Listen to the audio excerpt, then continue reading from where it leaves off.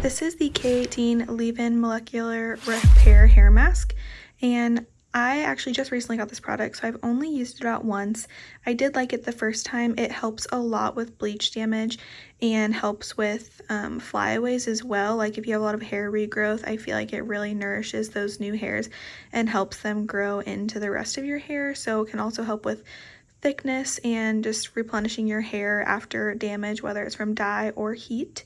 It is interesting because you just need a very little bit on your hands and you actually have to rub your hands together a lot to activate the product. So just make sure you're using it correctly, because if you don't, then you're just kind of wasting it.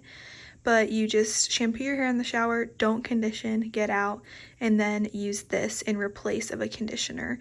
I highly recommend it. This is the 0.5 ounces, so it's a very tiny bottle. You don't need that much, but I feel like this won't last me a ton of months. So yeah, I guess pick a size based on how often you think you'll need to use it, because it does come in various sizes.